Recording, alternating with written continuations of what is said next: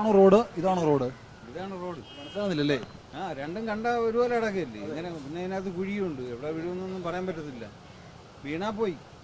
ഒരാൾ താഴ്ച അതിൽ കൂടിയിൽ വരും അവിടെ തന്നെ, റോഡിൽ തന്നെ. ഈ റോഡ് നമുക്ക് നേരെ എങ്ങോട്ടാ പോകുന്നത്? കണ്ണേറ്റ് അവിടുന്ന് വരാൻ പറ്റത്തില്ല, ഇവിടുന്ന് വരാൻ പറ്റത്തില്ല.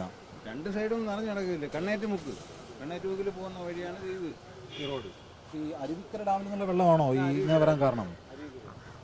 അരുവിക്കര ഡാമിൽ നിന്ന് നേരെ ഇങ്ങനെ ഇടയ്ക്ക് ഷട്ടർ പൊക്കുമ്പോൾ വെള്ളം വരാറുണ്ട്. പക്ഷെ അതിങ്ങനെ നിരന്തരം ഇതുപോലൊക്കെ ഉണ്ടാവാറുണ്ടോ?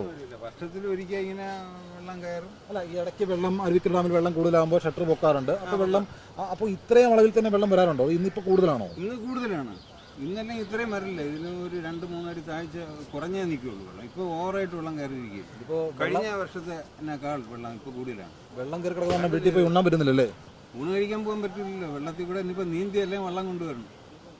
അല്ലാതെ എങ്ങനെ പോകാൻ പറ്റും? ഗതികെട്ട ജീവിതം തന്നെ. ഈ വെള്ളം കാരണം ഒന്നുകിലും ഒരു ശാശ്വത പരിഹാരമില്ല. ഏത് മന്ത്രി വന്നാലും ഇത് തന്നെ നമ്മൾ അനുഭവിക്കേണ്ട ദുരിതം. ഞാനിപ്പോൾ നിൽക്കുന്നത് തിരുവനന്തപുരം ജഗതിയിലാണ്. ജഗതിയിൽ ഈ കിള്ളിയാർ ഇങ്ങനെ കരകവിഞ്ഞൊഴുകുന്ന ആ ഒരു ദൃശ്യങ്ങളാണ് നമുക്ക് ഇവിടെ നിന്ന് കാണാൻ കഴിയുന്നത്.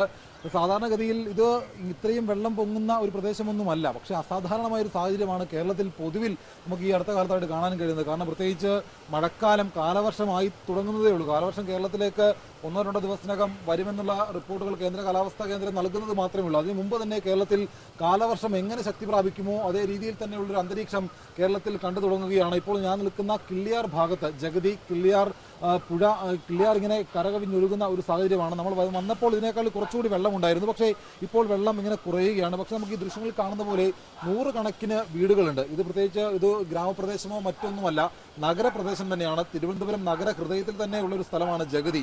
അതായത് തമ്പാനൂരിൽ നിന്ന് ഏറിയാൽ 3-4 കിലോമീറ്റർ മാത്രം ദൂരമുള്ള ഒരു സ്ഥലത്താണ് ഇത്തരത്തിൽ നഗരഹൃദയത്തിൽ ഭൂരിഭാഗം പ്രദേശങ്ങളും വെള്ളത്താൽ ഒറ്റപ്പെട്ട ഒരു ദ്വീപായി മാറിയിരിക്കുന്നത്. ഇപ്പോൾ ആളുകൾക്കൊന്നും പുറത്തേക്ക് ഇറങ്ങിയാൽ തിരിച്ച് വീടിനകത്തേക്ക് കയറി ചെല്ലാൻ കഴിയുന്ന ഒരു സാഹചര്യമല്ല. കാരണം അത്രത്തോളം വെള്ളം ഓരോ പ്രദേശത്തും വന്ന് കയറി കിടക്കുകയാണ്. ഇപ്പോൾ ഞാൻ നമ്മൾ ഈ വഴിയിലേക്ക് വരുമ്പോൾ തന്നെ പല ഭാഗത്തും റോഡ് വെള്ളം കയറി കിടക്കുകയാണ്. ഇപ്പോൾ നേരെ കാണുന്ന ഭാഗത്തും ഒരു റോഡാണ്, ഈ കാണുന്നതൊക്കെ റോഡാണ്. പക്ഷേ ഇതിപ്പോൾ റോഡ് ഏതാണെന്ന് അറിയാൻ പറ്റാത്ത ആ ഒരു സാഹചര്യമാണുള്ളത്. കാരണം ഇതുവഴി ഇപ്പോൾ ഈ ദൃശ്യങ്ങൾ കാണുന്ന ഭാഗത്തൂടെയൊക്കെ വാഹനങ്ങളും ആളുകളും ഒക്കെ വാഹനങ്ങൾ പോകുന്നതും ആളുകൾ നടന്നു പോവുകയും ഒക്കെ ചെയ്യുന്ന വഴിയാണ്.